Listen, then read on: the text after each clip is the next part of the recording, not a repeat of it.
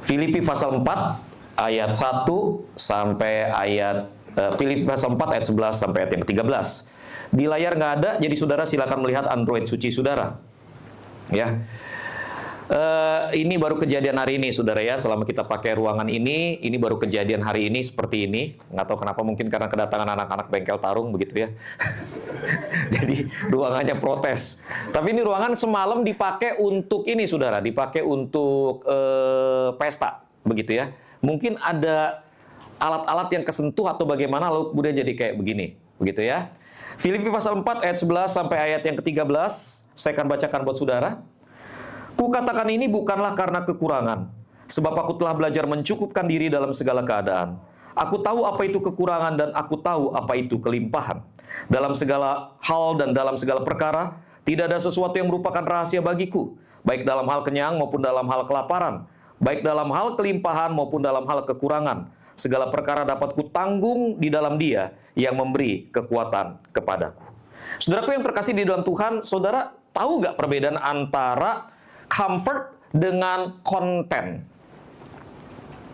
Ada yang tahu di sini perbedaan antara comfort dengan contentment?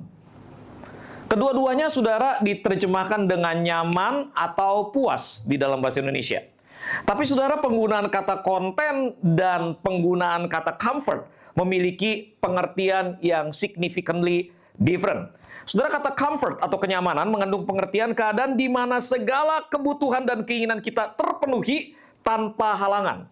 Jadi saudara, kondisi nyaman atau comfort adalah keadaan di mana segala kebutuhan dan keinginan kita terpenuhi tanpa halangan. Dunia ini mengatakan, jika kamu nyaman, maka kamu puas. Jika segala kebutuhan kamu terpenuhi, kamu nyaman, maka kamu puas. Sedangkan contentment, saudara, itu mengandung pengertian satu keadaan di mana keadaan itu tidak nyaman, tidak menyenangkan, tetapi kita bisa tetap merasa puas di dalamnya. Itu contentment, saudara. Jadi perbedaan antara comfort dengan content adalah sama-sama merasa puas, tetapi penyebabnya adalah, saudara, kalau content, saya mendapatkan semua yang saya inginkan, saya berada dalam kondisi yang nyaman, maka saya konten. Sedangkan comfort, saudara, adalah sebuah kondisi, saya merasa nyaman, sekalipun situasi di sekeliling saya tidak menyenangkan. Itu perbedaannya, saudara. Gambaran gampangnya begini, saudara ya. Gambaran gampangnya begini. Seorang bayi itu merasa konten setelah popoknya kering dan perutnya kenyang. Oke?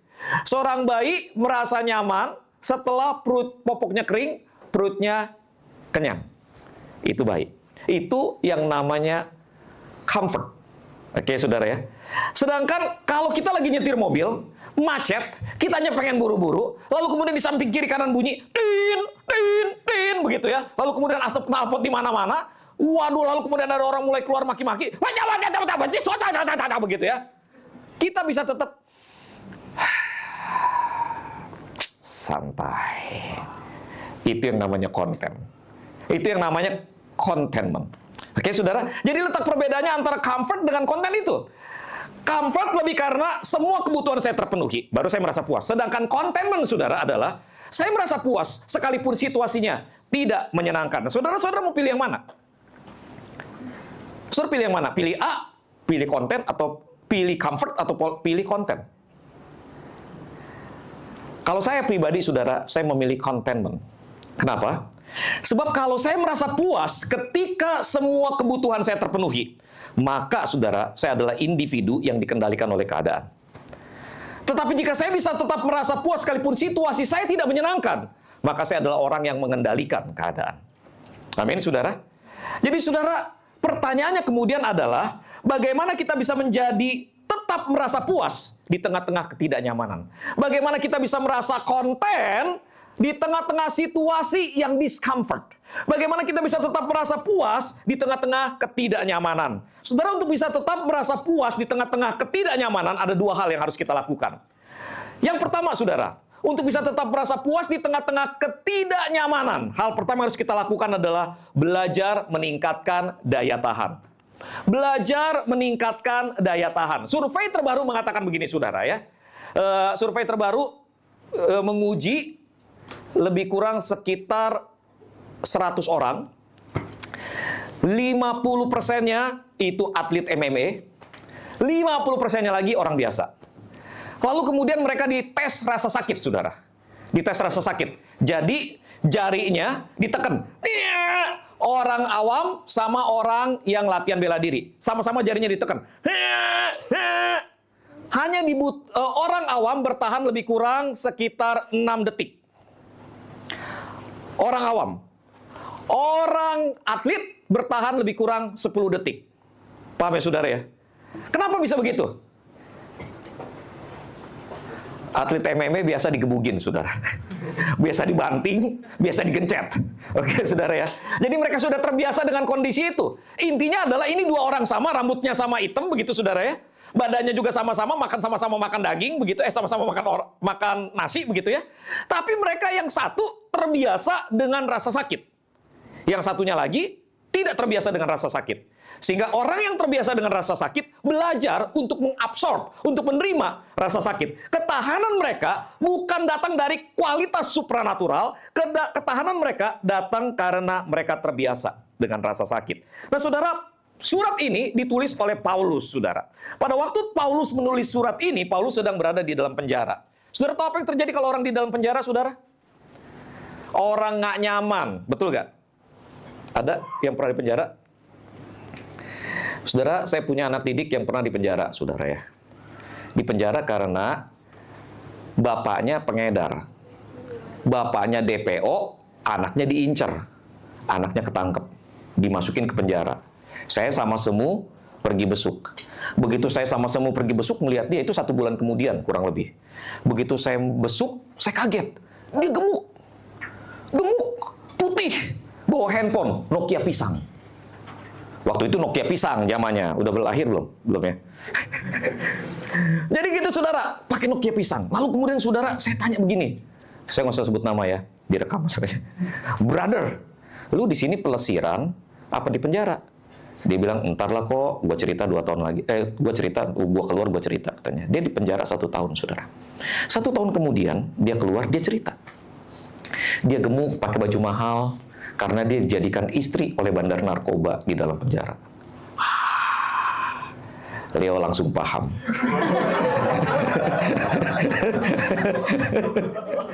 Ngerti ya maksudnya, saudara ya?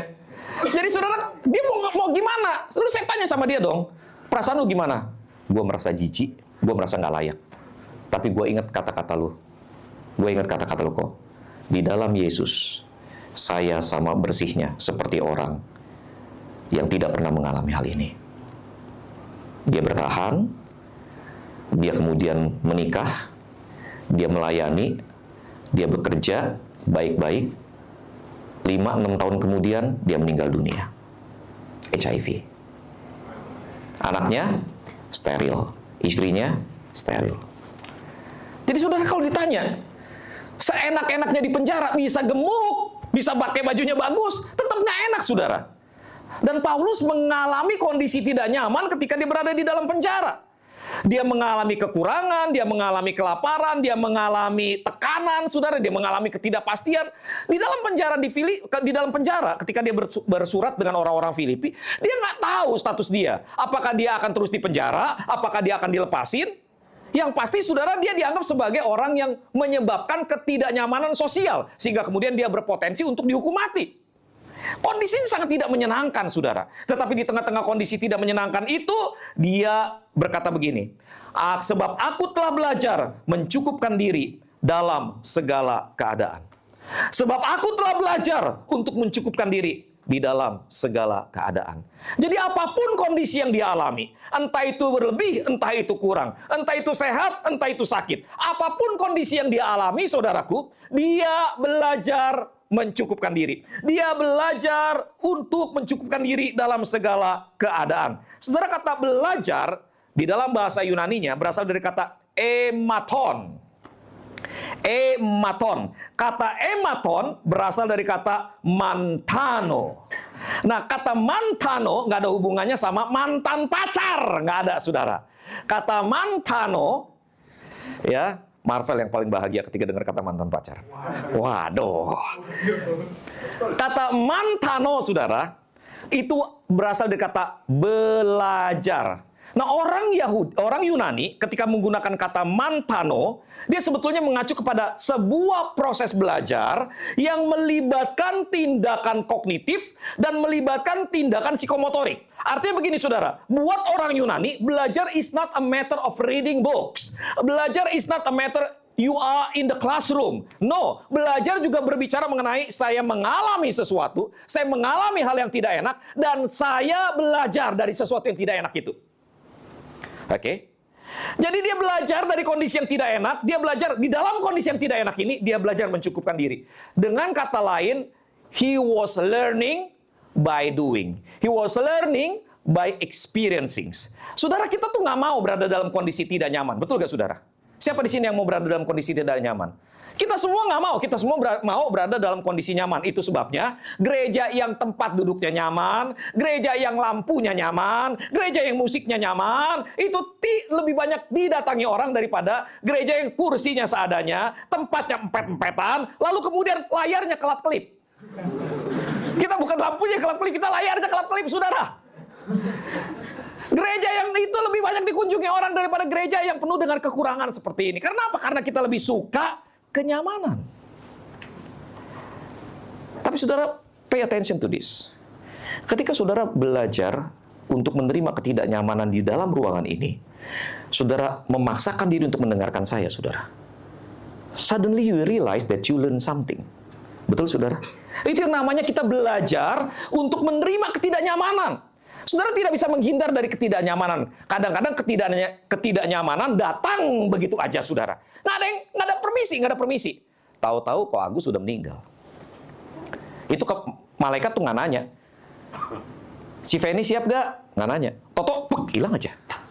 Bapak saya juga begitu. Kalau bapak saya sih saya tungguin emang. Ya, lumpuh total, 7 tahun 2 bulan, minta sama Tuhan berbelas kasihan, dan belas kasihan Tuhan dinyatakan dengan papa saya dia bawa pulang. Oke. Tapi papa mertua saya, istri saya bilang, Papa Jim, kondisinya udah kolaps. Oke. Saya ngebut, saudara, ngebut. Papa mertua adanya di mana, daerah mana Pi waktu itu? Iya, rumah sakit harapan kita. Sayanya ada di Tangerang, saudara. Gua ngebut. Atau telepon bunyi, udah Jim, nggak usah, papa udah nggak ada. Udah, pulang aja ke rumah jemput istri. Nggak ada permisi, saudara. Kondisi tidak nyaman itu nggak permisi sama kita, gua datang ya, enggak. Cuma masalahnya begini loh, saudara. Kalau dia datang, whether you like it or not, you have to learn to accept it. Mau nggak mau, saudara. Saudara, saya belajar ini dari mama mertua saya. Mama mertua saya itu, saudara, menderita kanker stadium akhir. Saudara, saya baru lihat itu ya, saudara ya. Seumur-umur baru lihat ya. Jadi gini, sebelum mama mertua saya meninggal, 2 orang sahabat saya meninggal. Yang satu namanya Yonatan, yang satu namanya Rudy. Yonatan meninggal karena kanker lambung. Rudy meninggal karena kanker lambung. Waktu Rudy sekarat, saudara, saya ada di situ, ada di rumah sakit, melihat kondisi dia. And I think he is well. I mean, ya dia sakit, dia kesakitan, morfin, help a lot, begitu loh, saudara. Tapi ketika dalam kasusnya mama mertua saya, itu perutnya udah dibedah, lalu kemudian di staples. Dan staplesnya itu maksudnya nggak cukup menahan gas yang ada di dalam perut sehingga kemudian lepas, begitu loh, saudara. Nah, saudara, dalam kondisi mama yang kayak begitu, dia tidak mengeluh. Dia tidak keluar kata, gitu, nggak ada. Aduh sakit ya, nggak ada, saudara. Diam, tenang, begitu, saudara. Tenang aja, diam dan tenang. Saya bingung kenapa dia bisa sediam dan setenang itu. Saudara, dalam ngobrol saya tiba-tiba teringat ya, mama mertua saya, satu kata yang dia selalu ucapkan, satu kata, Jimmy, kita kuat karena biasa. Kuat karena biasa. Jadi, saudara, saya ngelihat mama mertua, dia biasa nahan sakit. Dia biasa tidak mengeluh. Sakit itu nggak keluar. Aduh, terbiasa. Mulai dari sakit yang kecil, sampai sakit yang besar, sampai sakitnya sangat sakit. Dia terbiasa untuk tidak mengeluh. Kebiasaan. Nah, ini kalimat persisnya. Kebiasaan mendatangkan daya tahan. Yuk, ulangi sama-sama. Kebiasaan mendatangkan daya tahan. Itu nasihat mama mertua saya, saudara. Kebiasaan mendatangkan daya tahan. Jadi saudaraku yang terkasih di dalam Tuhan, ketika kita menghadapi situasi yang discomfort, kita nggak bisa avoid that situation. All that we have to do adalah belajar terbiasa. Belajar untuk menerima. Belajar untuk bersahabat dengan kondisi discomfort itu. Dan belajar untuk menarik kekuatan dari dalamnya. Karena kebiasaan mendatangkan daya tahan. Anak-anak yang latihan di bengkel tarung harus tahu itu. Anak bengkel tarung paling senangnya buka baju. Gembel memang. Kenapa? Mau pamer perut? Mau pamer otot? Tapi saudara, apa yang mau dipamerin kalau kagak ada? Lu kan pada bisa six pack, gue mah whole pack, family pack gue mah. Iya nggak? Kenapa? Karena kerja kerasnya beda begitu saudara ya. Lu kan nahan harus ngangkat, nahan setengah mati, lama-lama ototnya terbentuk, terbiasa tubuhnya sehingga kemudian ada kekuatan.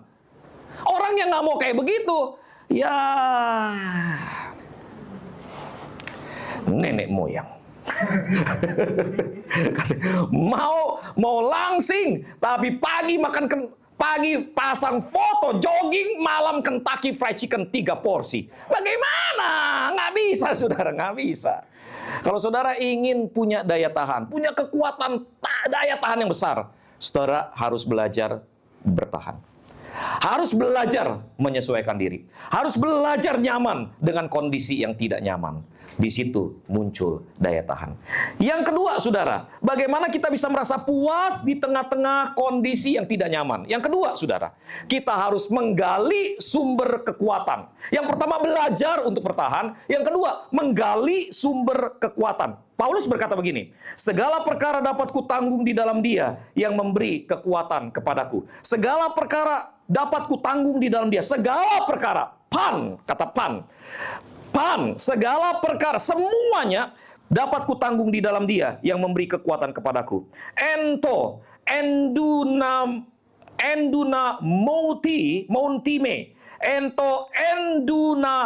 moti me. Kata ento, saudara, artinya di dalam Dia. Segala perkara dapat kutanggung di dalam Dia. Kata en yang digunakan di sini mengandung pengertian saya berada di dalam, saya terhisap ke dalam, sehingga kemudian keberadaan saya tidak lagi terlihat karena saya berada di dalam.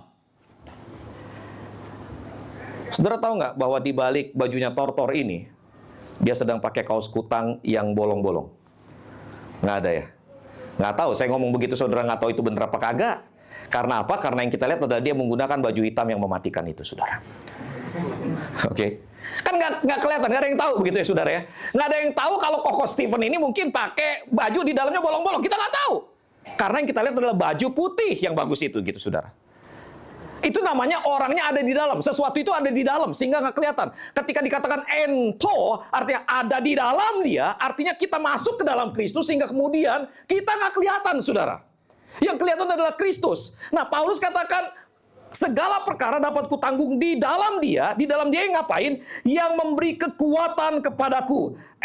Ini tulisnya kekecilan. Endunamontime. Saudara, kata endunamontime itu berasal dari satu kata. Dua kata sih. Me itu artinya saya. Endunamonti itu berasal dari kata dunamis.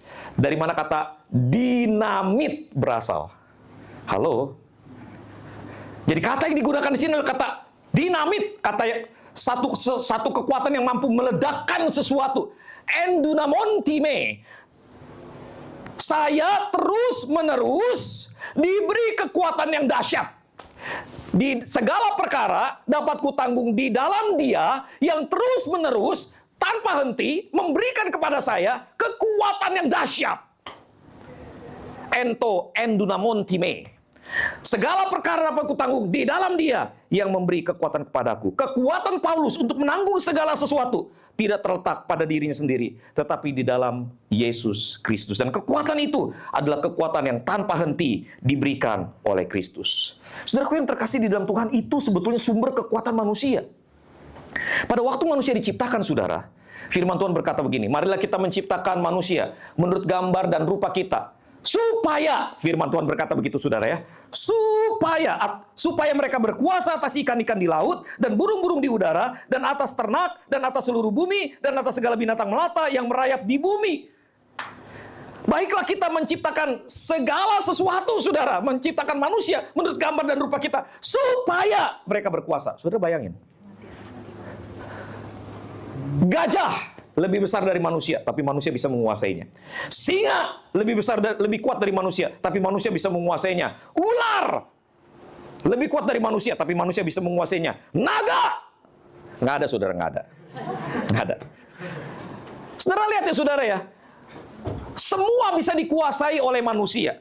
Segala sesuatu di alam semesta diletakkan di bawah kaki manusia. Kenapa? Karena manusia hebat? Bukan, saudara. Karena manusia diciptakan dalam gambar dan rupa Allah. Artinya, saudara, this image of God within us, image Allah di dalam diri kita, itu sumber kekuatan yang sesungguhnya. Saudara, singa, kalau dia mau menguasai satu wilayah, apa yang dia lakukan, saudara? Caplok binatang yang ada di situ, dia fight dengan singa yang lain. Dia punya modal? Punya. Ototnya ada. Taringnya tajam. Kukunya menakutkan, saudara. Singa, harimau juga begitu. Gajah juga begitu, saudara. Elang juga begitu.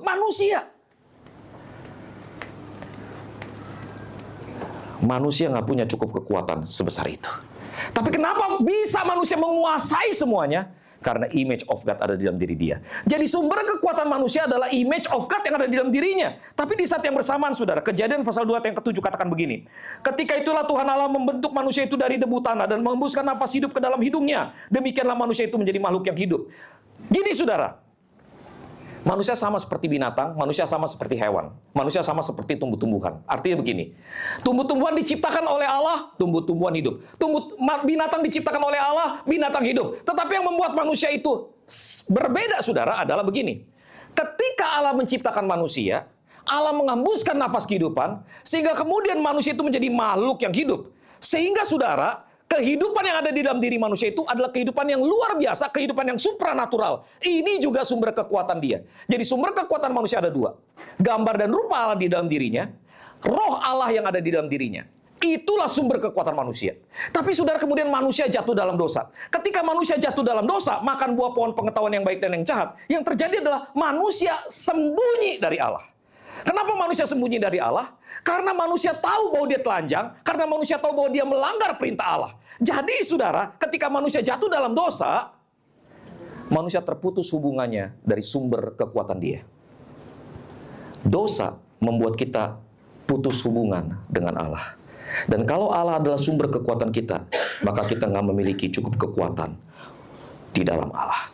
Tapi saudara, kabar baiknya adalah Allah mengutus anaknya yang tunggal, Yesus Kristus, untuk kemudian mati dan menebus dosa kita. Titus 3 ayat yang kelima katakan begini. Pada waktu itu dia telah menyelamatkan kita bukan karena perbuatan baik yang telah kita lakukan, tetapi karena rahmatnya oleh pemandian kelahiran baru dan oleh pembaharuan yang dikerjakan oleh Roh Kudus. Dengan kata lain, saudara, pada waktu kita percaya pada Yesus, kita mengalami pemandian kelahiran baru dan kita memiliki pembaharuan yang dikerjakan oleh Roh Kudus. Ada kelahiran baru dan ada karya Roh Kudus. Saudara, di dalam Yohanes 1 ayat 12, tetapi semua orang yang menerimanya diberinya kuasa supaya menjadi anak-anak Allah, yaitu mereka yang percaya dalam namanya. Jadi, saudara, ketika kita percaya pada Yesus, hubungan yang rusak dipulihkan. Amin, saudara. Tetapi tidak berhenti sampai di situ. Alkitab berkata begini, tetapi kamu akan menerima kuasa kalau Roh Kudus turun ke atas kamu, dan kamu akan menjadi saksiku di Yerusalem, dan di seluruh Yudea, dan Samaria, dan sampai ke ujung bumi. Artinya apa, saudara? Artinya ketika kita percaya pada Yesus, hubungan kita dengan Allah dipulihkan, dan di saat yang bersamaan, saudara, kuasa Roh Kudus kembali bekerja di dalam diri kita. Hanya karena kita percaya pada Yesus, that authority, that power, that dunamis restored within us. Amin, saudara. Nah, saudaraku yang terkasih di dalam Tuhan Yesus Kristus, coba yuk kita lihat ya, barang ngaco ini, yang dari tadi merebut perhatian saudara dari saya. Ini, saudara, lihat, dia mati. Nggak bisa, Pak. Udah nggak bisa lagi? Ini enggak. Nggak usah, Pak. Ini mati, nggak bakal nyala lagi nih? Nyala, tapi tetap begitu-begitu balik. Oh, gitu-gitu lagi ya. Oke, saudara, dia mati, dia nyala. Apakah dia penyebabnya? Itu. Yes. Dia mati, dia nyala, penyebabnya bukan dia, tapi barang ini. Ini ya, dengan kata lain, saudara, sumber kekuatannya bukan dari dirinya, tetapi dari sesuatu yang lain. Saudara lihat lampu. Nyala, terang, bagus, oke, saudara ya? Oke. Saudara, waktu lampu itu nyala, apakah kekuatannya dari lampu itu? Enggak. Kekuatannya datang dari mana, saudara? Dari listrik. Dari token. By the power of token, begitu. Lu ada-ada aja lo, Im. Ya. Jadi saudara, lihat ya saudara ya. Kita itu sama seperti bola lampu. Di dalam diri kita sendiri, we have nothing. We have nothing. Tetapi saudara, ketika lampu itu terhubung dengan sumber listriknya, lampu itu nyala. Lampu itu baru bisa menerangi. Jadi saudara, kita itu basically nothing sampai kita terhubung dengan Yesus Kristus. Ketika kita terhubung dengan Yesus, baru kita bisa memiliki kekuatan yang dari Allah. Amin, saudara. Cuma masalahnya gini nih, problemnya nih, saudara. Cara kita bergereja nggak kayak gitu. Cara kita memperlakukan Allah nggak seperti itu. Kita itu mendatangi Yesus ketika kita butuh. Kalau nggak ada masalah, nggak ada problem, kita nggak cari dia. Kita melihat gereja tidak lebih daripada sekedar sebuah tempat singgah. Kita nggak ngelihat itu sebagai sebuah tempat di mana kita bisa di-recharge dan mendapatkan kekuatan yang baru. Spiritualitas tiba-tiba, saudara, menjadi secondary choice atau third choice di dalam kehidupan kita. Seolah-olah, saudara, spiritualitas adalah pelengkap semata. Saudara, spiritualitas itu kemudian saudara dianggap tidak lebih daripada kolar. Dianggap nggak lebih daripada kalung. Dianggap nggak lebih daripada kacamata yang melengkapi kita, saudara. Yang melengkapi penampilan kita sehingga membuat kita kelihatan lebih menarik. Ini cara keliru di dalam memperlakukan gereja, di dalam memperlakukan tubuh Kristus, di dalam memperlakukan Yesus Kristus, saudara. Sebuah cara yang keliru. Maksud saya begini, saudara. Kekristenan, spiritualitas, tidak bisa dianggap sebagai sebuah pelengkap. Thank you, Luke udah datang. Dia juga datang dari gereja, saudara. Datang untuk bersama-sama memberikan respect, tribute ya kepada Ko Agus. Nah, saudara, kita kembali. Banyak dari kita memperlakukan kekristenan tidak lebih daripada pelengkap. Kita betul-betul memandang kekristenan, memandang Yesus, memandang gerejanya, begitu penting, begitu serius ketika hidup kita ada masalah. Kalau hidup kita nggak ada masalah, kita nggak cari gereja. Kalau hidup kita nggak ada pergumulan, kita nggak cari gereja. Kalau hidup kita nggak ada jatuh bangunnya, kita nggak cari Yesus. Kita betul-betul cari Yesus, cari gereja ketika hidup kita ada masalah. Gereja nggak lebih daripada pelengkap. Saudara pikir saudara bisa dapat kekuatan dari itu? Enggak, saudara. Anak saya Joshua belajar sangat keras dari situ, saudara. Mana dia? Ke ruang sebelah ya? Bagus dia ke ruang sebelah. Gerakan bagus gak? Gerakannya bagus. Gesit gak? Gesit. Lincah gak? Lincah. Waktu fight, oke gak? Oke. Kadang-kadang fightnya ditemenin tuh sama teman-teman yang di bengkel tarung. Cuma dia lupa bahwa anak-anak ini nggak pukul dia karena dia takut sama bapaknya. Lu berani kelepak anak gua, lu pulang kagak pulang lu. And then suddenly saudara dia berpikir bahwa he is ready to enter the championship. Dia masuk. Lawannya ternyata jauh lebih bayar harga daripada dia. Sama-sama belajar 2 tahun, Joshua latihan kalau ingat. Tapi anak ini latihan setiap hari on regular basis.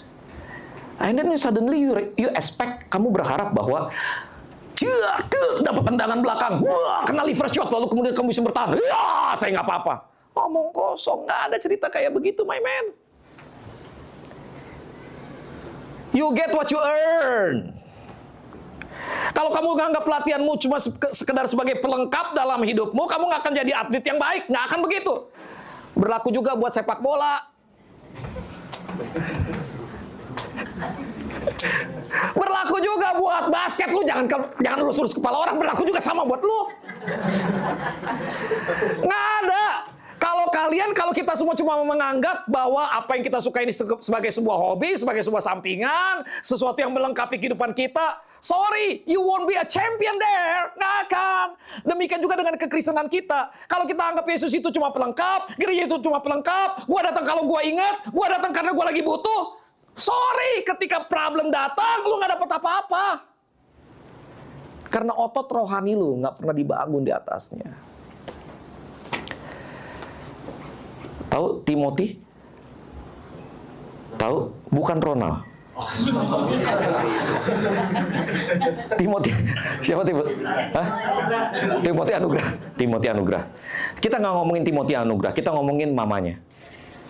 Saudara, jujur ya, yang paling berat buat saya setiap kali saya pergi pelayanan keluar kota adalah memikirkan istri dan anak. Itu listrik gimana ya, itu ada apa ya, kepikiran gitu. Apalagi kalau misalnya istri saya udah mulai nganter anak, lalu kemudian si Joshua pernah bilang begini, "Where are you when I need you?" Waktu itu saya ada di Surabaya. "You are not there when I need you." Waduh, gue langsung bete tuh denger kayak begitu. Karena my kids means a lot to me. Iya kan? Gue nggak bisa kebayang kalau gue tiba-tiba kehilangan anak begitu. Gue nggak bisa kebayang itu. And then suddenly, ini si mama cuma punya satu anak, si Timothy Surbakti, Timothy Anugrah. Lalu kemudian si Timothy ini, mamanya juga bercerai. Si Timothy ini anak satu-satunya.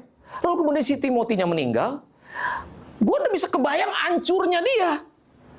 Tapi kemudian dia ikut dipanggil podcastnya si siapa? Densu.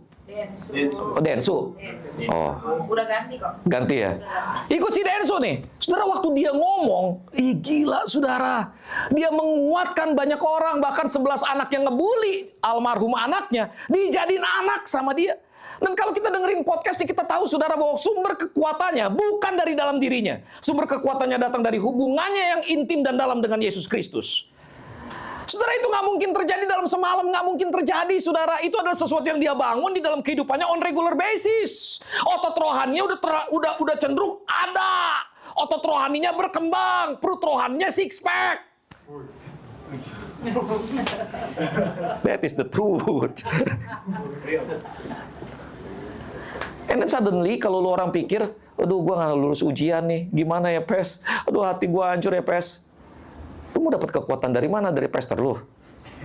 Lu jangan pada mengulangi kebodohan yang sama. Lampu di dojo nyala, mati, nyala, mati. Lu tengking dalam nama Yesus. Kagak keluar setannya. Lu bilang gini, panggil, sebut nama Pes.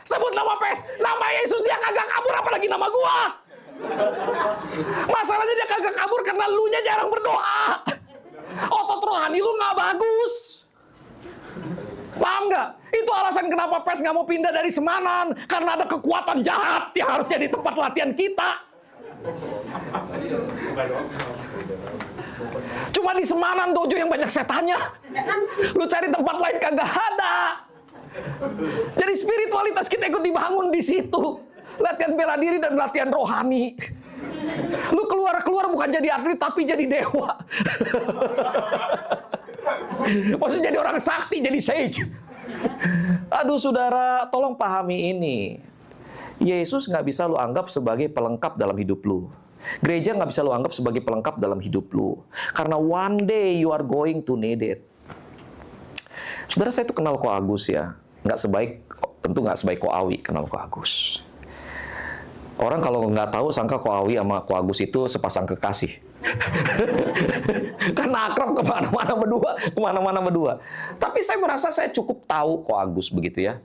Seperti yang Sean ceritakan, Ko Agus itu orangnya sosial banget. Saudara perlu tahu ya, alasan kenapa bengkel tarung mau didirikan di Permai. Perlu tahu. Karena dalam pembicaraan pribadi saya dengan Ko Agus, dia ngomong begini, wah gila tuh coach, katanya di Permai itu kasus anak-anaknya begini. 1, 2, 3, 4. Gue langsung bilang begini, masa ada segitunya? Masa sampai segitunya? Come on man, itu anak SMA, itu anak SMP, masa sampai segitunya? Nggak mungkin lah. Dia bilang, iya kayak begitu. Terus ya udah, terus mau apa? Saya pikir ya udah mau apa gitu kan? Ya nggak? Toto dia sewa Permai, persis langsung depan-depanan sama sekolahnya. Seolah dia mau bilang begini, nih di sini banyak problem, nih gua ngejogrok di sini, ayo kita tolongin, gitu loh. Ini orang punya spirit, ini orang punya semangat, dan you bisa jadi juara thanks to him, gitu loh. Karena dia yang provide semuanya begitu loh. Oke, cuma problemnya begini nih. Satu kali kemudian Ko Agus terdetek cancer. Dalam pembicaraan saya dengan istri saya, begitu ya, dengan Ko Agus, kami bertiga bicara, kami tahu ini serius. Cancer ini serius. Lalu kemudian singkat cerita, Ko Agus menjalani pengobatan, begitu ya, menjalani pengobatan.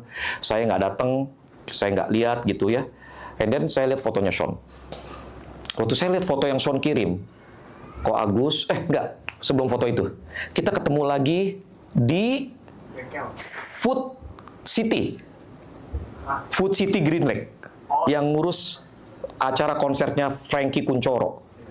Begitu saya lihat Ko Agus, saya bilang, nggak perlu diet dia. Langsung habis badannya. Saudara, Ko Agus itu seusia saya. Ya, Ko Agus 49, saya 25. 37,8. Hah? 37,8.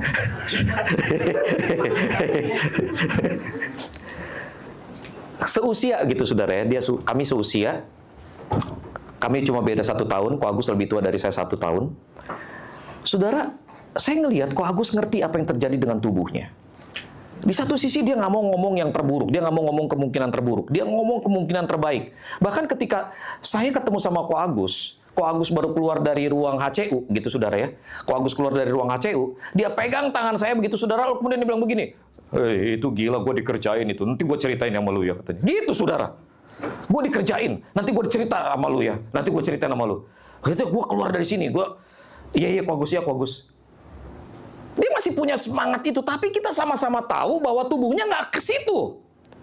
Dan saya percaya bahwa dalam lubuk hati dia yang paling dalam, dia tahu waktu dia nggak banyak, saudara. And you know what? Nggak mudah loh, saudara, menunggu hari itu tiba. Ngerti maksud saya? Nggak mudah. Butuh strength, butuh kekuatan, butuh keyakinan iman bahwa saya akan baik-baik saja, keluarga saya akan baik-baik saja melewati ini semua. Ko Agus berpulang, Sean telepon, saya langsung ngebut, begitu saya angkat teleponnya, ada apa Sean gitu ya. Pes, Papa sudah bersama Yeye. Saya langsung ambil mobil, saya langsung kebut, set. Saya sampai ke sana, ketika saya sampai ke sana, saya udah lihat almarhum. Saudara, that was one of the most beautiful death that I ever see. And that was the nicest smile that I ever see. Ko Agus senyum bagus banget, saudara. Kayak selalu dia mau bilang, I'm fine, I'm with the Lord, I do believe that my family is with the Lord too. And that kind of strength, saudara, that kind of strength, nggak bisa lu dapetin dalam semalam, nggak bisa, saudara.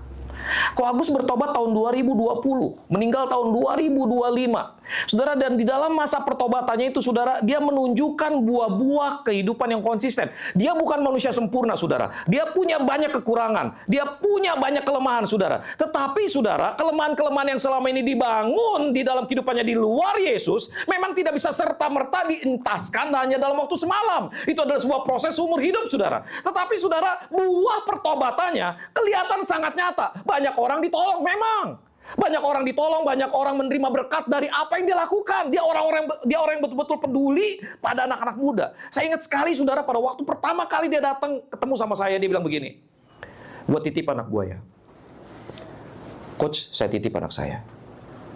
Lalu kemudian saya ketemu sama Sean, saya sharingkan pada Sean visi melayani anak muda melalui latihan bela diri. Sean gets the vision, Ko Agus get the vision. Kami sama-sama mendirikan bengkel tarung. Ini nggak mungkin muncul, kehidupan yang penuh visi nggak mungkin muncul dari kehidupan rohani yang Senin Kemis, saudara. Itu persis kayak si Christian nenek moyang, dia bilang begini, saudara.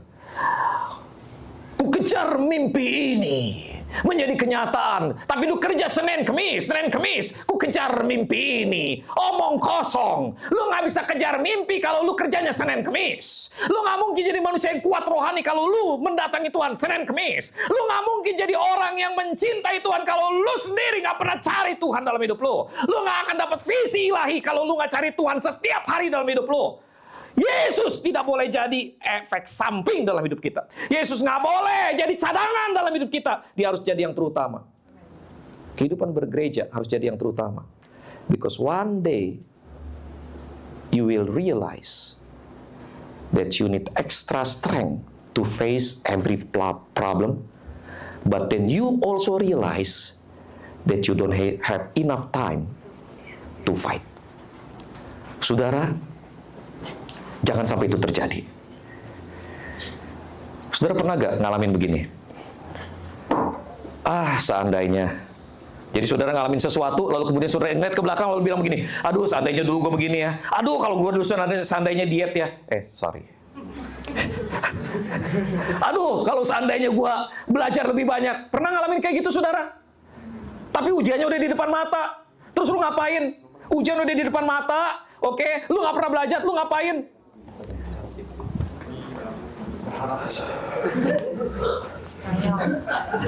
Bukunya diginiin.